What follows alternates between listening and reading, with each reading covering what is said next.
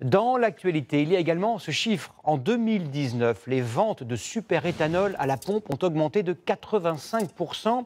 Vous connaissez sans doute déjà ce carburant à base de betterave à sucre ou de céréales. Il peut remplacer avantageusement le gazole et l'essence. Comment expliquer le succès fulgurant après des années de stagnation? Patrick Ninine, Régis Rouanet et Mathieu Dupont ont mis la clé de contact. Depuis un an, Thomas Ragnoni roule au superéthanol.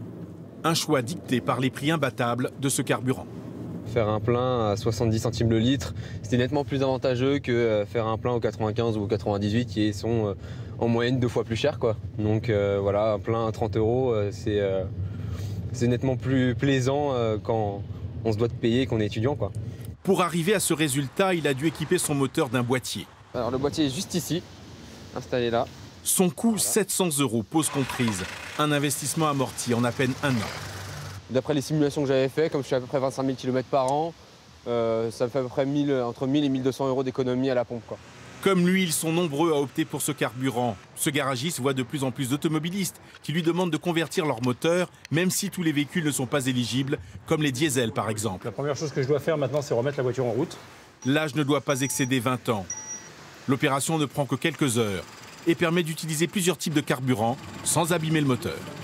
On va pouvoir tourner à 100% de bioéthanol, mais on va pouvoir aussi mélanger du bioéthanol avec de l'essence. Le moteur va s'auto-adapter automatiquement. C'est l'avantage de ce type de boîtier. Même s'ils sont encore peu nombreux, l'argument économique, mais aussi écologique, commence à porter chez les automobilistes. Comme dans cette station-service qui vient d'installer 2 pompes. Je pense que c'est un carburant écologique et tout ce qui va dans ce sens-là va dans le bon sens, à mon avis. Aujourd'hui, on fait attention à notre pouvoir d'achat et on est tous soucieux de l'environnement. Donc, si ça peut faire les deux, c'est magique. D'après les études, le superéthanol permettrait de dégager 2 fois moins de CO2 que les carburants classiques à base de pétrole. On vient de le voir, le bioéthanol est très intéressant financièrement. Il permet aussi de diminuer la consommation de pétrole. Mais il y a d'autres solutions pour rouler en étant à peu près respectueux de l'environnement. Bonsoir Pierre Galassio. Bonsoir Gilles. Électrique, hybride, le consommateur a l'embarras du choix s'il ne veut plus rouler à l'essence ou au gazole. Mais qu'est-ce qui est vraiment moins cher pour moi, automobiliste? Eh bien, c'est l'électrique. Alors, ça peut paraître étonnant parce que ce sont des voitures plus chères à l'achat.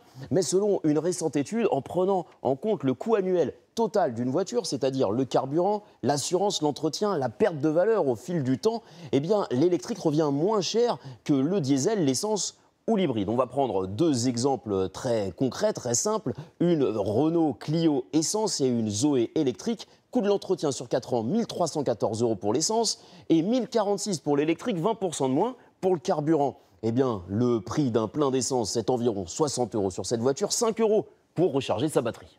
Alors pourquoi les voitures dites vertes dont vous parlez ne représentent aujourd'hui seulement que 2%, je crois, du marché automobile français?